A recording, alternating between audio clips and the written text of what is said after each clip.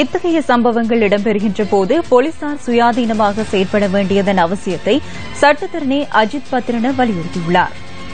Police மாத்திய Prakash கலா மேய வினிஷகார இது நீதிபதியை இலக்காக கொண்டு மேற்கொள்ளப்பட்ட தாக்குதல் அல்லவென போலீஸ் ஊடக பேச்சாளர் தெரிவித்துள்ளார். இது இவ்வளவு துரிதமாக முறையாக விசாரணையொன்றை மேற்கொண்டு முன்வைக்கக்கூடிய கருத்தொன்று அல்ல.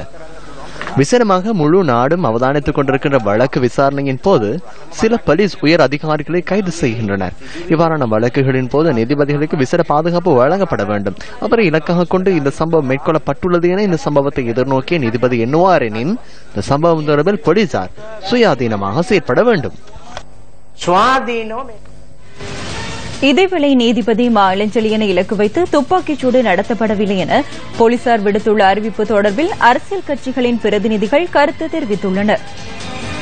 பாலியல் கொலை வழக்குகள் உட்பட இந்த யாழ் மாவட்டத்தை ஒரு அமைதியான முறையிலே சட்டம் ஒழுங்கை பேணி பாதுகாப்பதற்கு நீதிபதி அவர்கள் எடுத்து வருகின்ற முயற்சிக்கு சவால் விடுக்கிறது மட்டுமல்லாமல் இந்த நாட்டிலே இருக்கக்கூடிய ஒரு நீதிபதி அவர்களுக்கே கொலை பயமுறுத்தல் அல்லது கொலை அச்சுறுத்தல் விடுக்கப்படுவது என்பது சாதாரண குடிமக்களுக்கு எந்தளவு தூரம் இந்த நாட்டிலே பாதுகாப்பு இருக்கிறது என்பதை கேள்விக்குறியாக்கி இருக்கிறது. ஆகவே இந்த கொலை சம்பவத்தோடு சம்பந்தப்பட்டிருக்கிறவர்கள் உடனடியாக சட்டம் ஒழுங்கை நிலைநாட்டி அவர்கள் கைது செய்யப்பட வேண்டும்.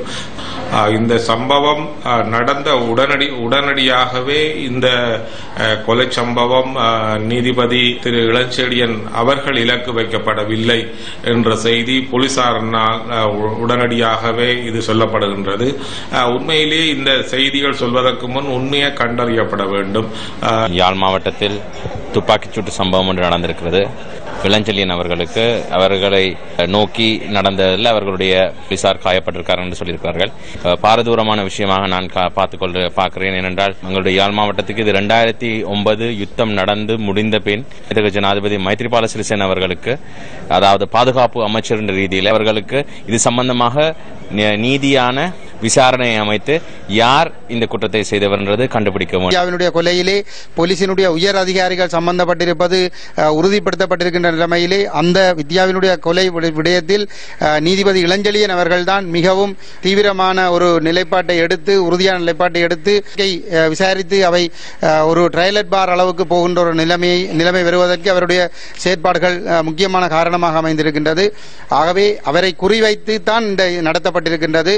ஆனால் அவரை குறிவைக்கவில்லை என்று போலீசார் கூற முற்படுவது இந்த கொலையோடு சம்பந்தப்பட்ட முக்கியமான கொலையாளிகளை அல்லது அதற்கு பின்னணியில் இருந்தவர்களை பாதுகாப்பதற்கு போலீஸ் துறை முற்படுகிறது என்றுதான் சொல்ல வேண்டும். நீதிமன்ற உத்தரவையும் மீறி கொழும்பு நகர மண்டபம் பகுதியில் சத்தியாகிரகத்தில் ஈடுபட்டிருந்த பல்கலைக்கழக மாணவர்களை கலைக்க போலீசார் இன்று பிற்பகல் நடவடிக்கை எடுத்தனர்.